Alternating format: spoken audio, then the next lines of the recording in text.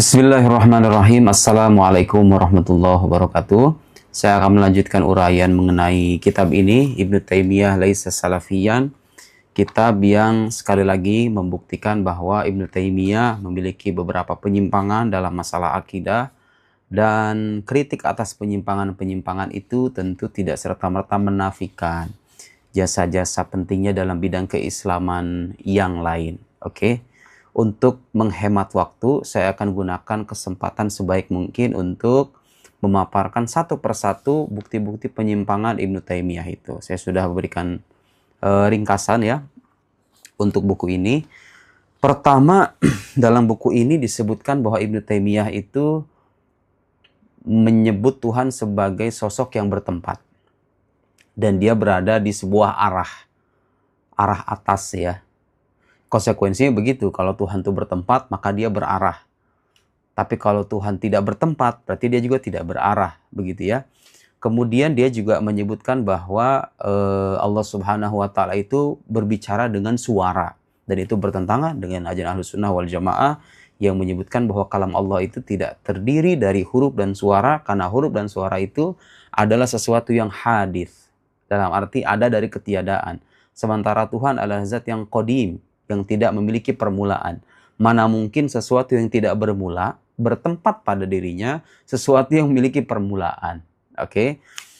Kemudian disebutkan juga bahwa Ibnu Taimiyah itu mengakui qiyamul hawadis bidzatillahi ta'ala. Jadi dia menyebutkan bahwa sesuatu yang hadis itu mungkin berada pada zat Allah Subhanahu wa Ta'ala. Kita akan rinci satu persatu. Sesuai dengan uraian buku ini, saya sudah memastikan kutipan-kutipannya yang disertakan dalam buku ini, itu kutipannya tepat, merujuk kepada referensi-referensi utama dari karangan Ibnu Taimiyah itu sendiri ya. Mari kita mulai satu persatu. Ibnu Taimiyah, saudara-saudara sekalian, Anda percaya atau tidak, menyebut Tuhan itu sebagai sesuatu yang bertempat dalam arti duduk di atas arsy. Perhatikan kutipannya dari Majmu'atul Fatawa juz 4 halaman 374. Di sana dia menyebutkan, "Idza tabayyana hadza faqad hadatsal ulama'ul mardiyun wa awliya'uhul maqbulun anna Muhammadan Rasulullah sallallahu alaihi wasallam yujlisuhu rabbuhu 'alal 'arsy ma'ahu." Setelah memaparkan uraian tertentu, Ibnu Taimiyah kemudian menyimpulkan, dari sini menjadi jelas bahwa kata Ibnu Taimiyah, para ulama yang diridhoi oleh Allah, kemudian para wali-walinya, mereka menyebutkan bahwa Nabi Muhammad itu didudukkan oleh Tuhannya di atas arsy bersamanya. Coba Anda bayangkan itu akidah. Ibnu Taimiyah menyebutkan Allah itu duduk di atas arsy, kemudian mendudukkan Nabi Muhammad di sampingnya, bertepat dengannya. Mirip seperti raja dengan asistennya. Na'udzubillah summa na'udzubillah. Dan akidah semacam ini gak ada contohnya dari generasi salafus soleh. Coba kepada saudara-saudara kita dari Salafi Wahabi, bisa nggak Anda menyebutkan akidah yang diwariskan oleh generasi sahabat, tabi'in atau tabi'ut tabi'in yang menyebutkan bahwa Tuhan itu bertempat, lalu dia mendudukkan Nabi Muhammad di sampingnya. Seperti halnya raja mendudukkan sekretarisnya di sampingnya, bertempat. Akidah kebertempatan ini tidak dikenal dalam ajaran salafus soleh. Dan ini adalah sebuah bid'ah yang nyata. Jadi siapa bilang Salafi Wahabi itu begitu salafus soleh? Justru tokoh utama mereka membawa bid'ah dalam masalah akidah. Nah, mungkin Anda bertanya, kenapa Ibnu Taimiyah itu berpandangan semacam itu? Jawabannya, kata Syekh Muhammad Awais, dia menjelaskan bahwa Ibnu Taimiyah itu mengingkari majaz.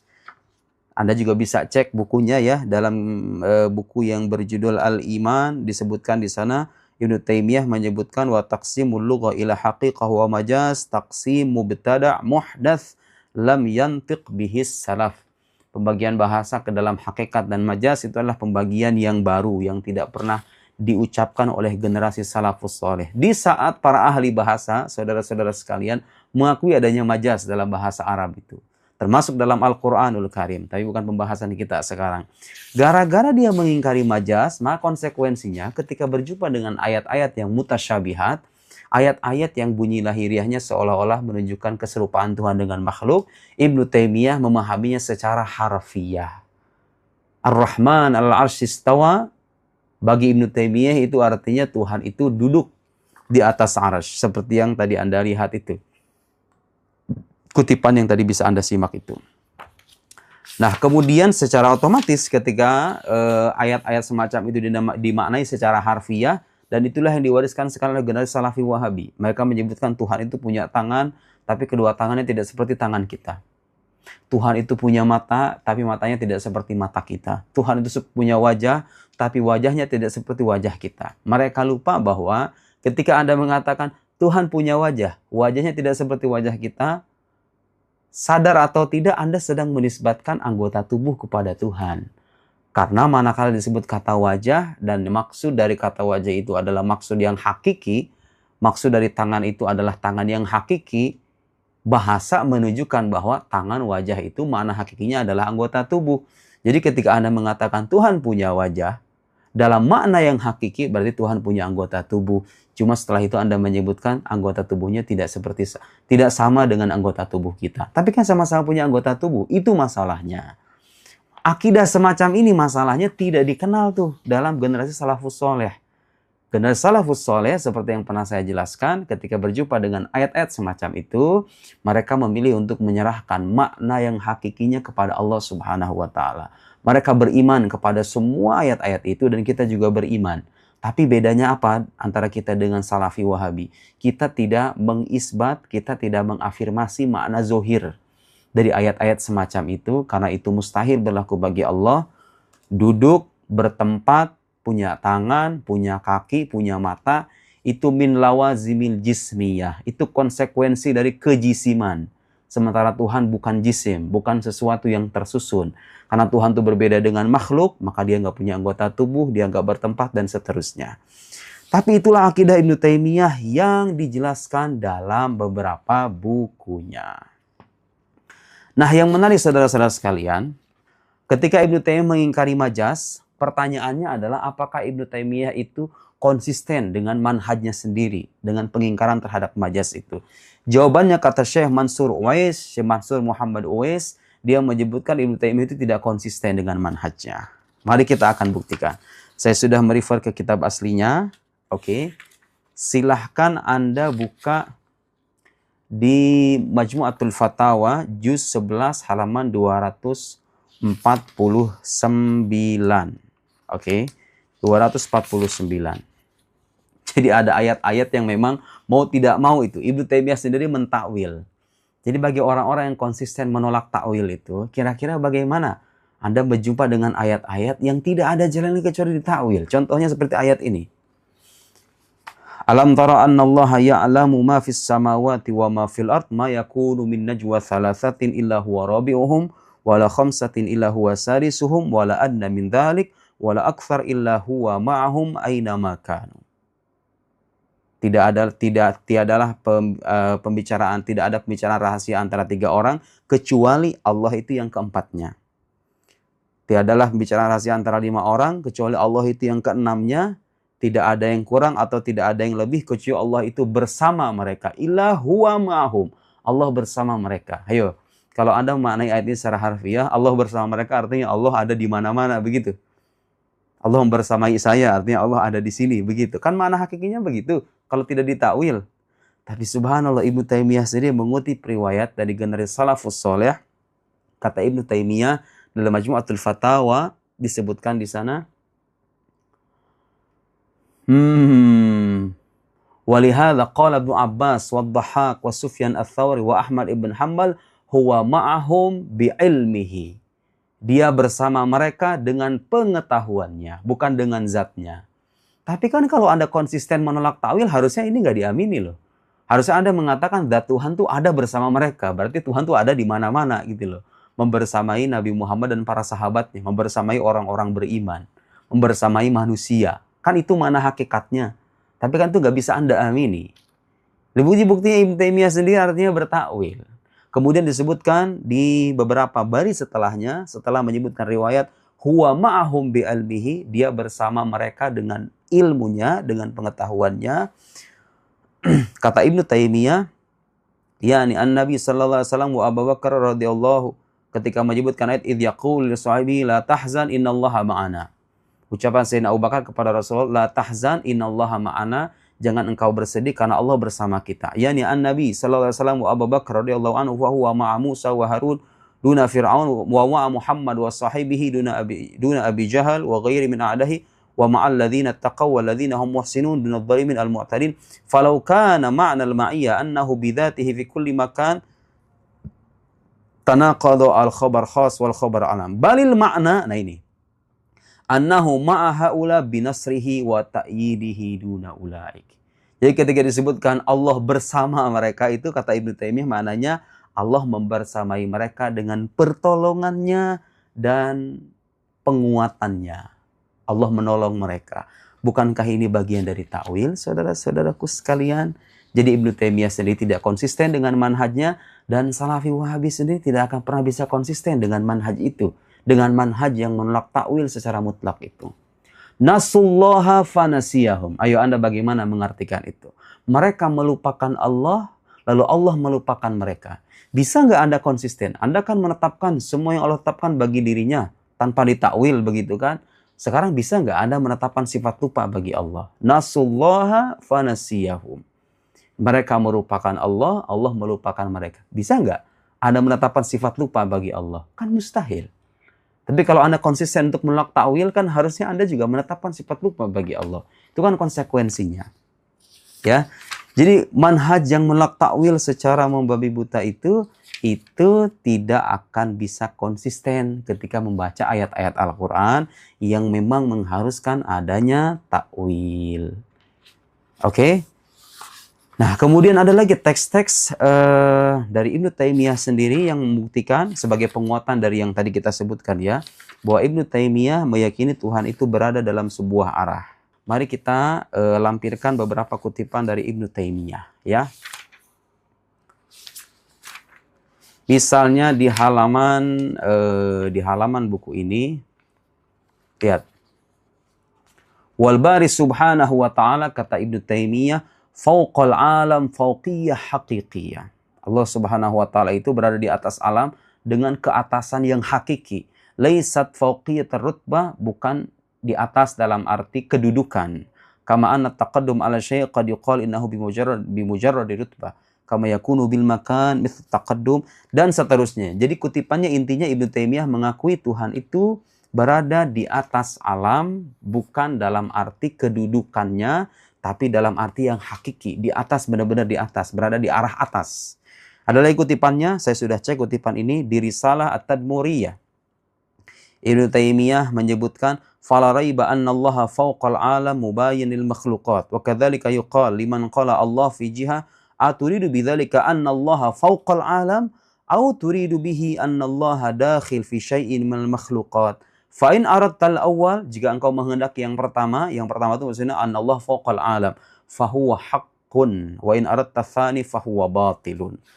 Nah, yang tidak kalah menarik saudara-saudara sekalian, Ibnu Taimiyah itu meskipun menetapkan arah atas bagi Allah Subhanahu wa taala, di kitabnya yang lain dia menyebutkan bahwa amma qaulul qail alladzi natlubu minhu ay ya'taqidahu ayan fil jiha 'anillah wa tahayyuz falaysa fi kalami itsbatun li hadzal lafadz.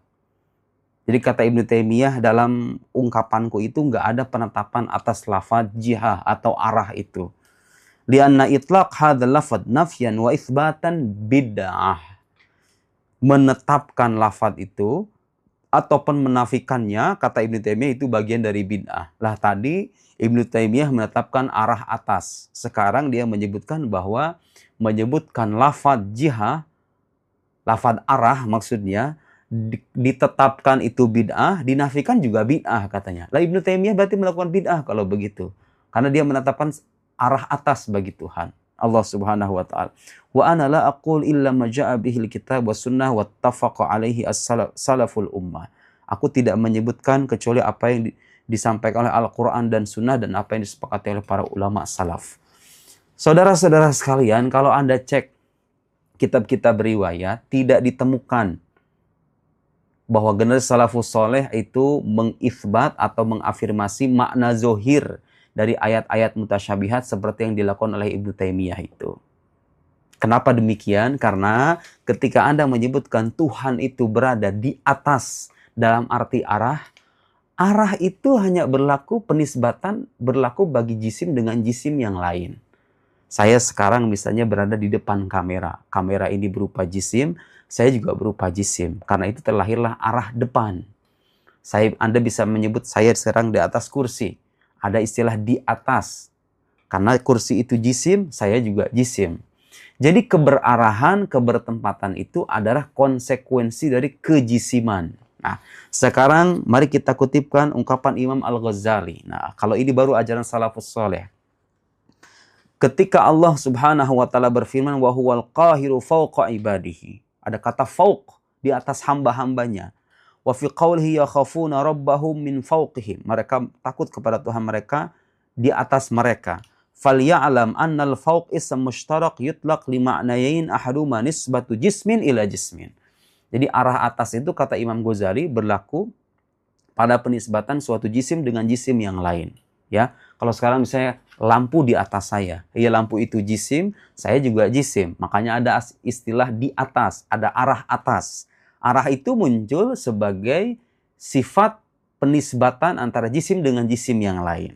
Oke, biayakuna ahaduhuma a'la wal akhar asfal. Yang satu di atas, yang satu di bawah. Muncul istilah arah atas. Yani annal a'la min janib ra'sil asfal. Wa qad yutlaq li fawqiyati rutbah. Tapi kata fauq juga bisa menunjukkan makna atas dalam arti kedudukan. Seperti halnya misalnya bos di atas karyawan. Bukan berarti bosnya itu duduk di atas, tapi kedudukan bos itu di atas karyawan. Misalnya begitu.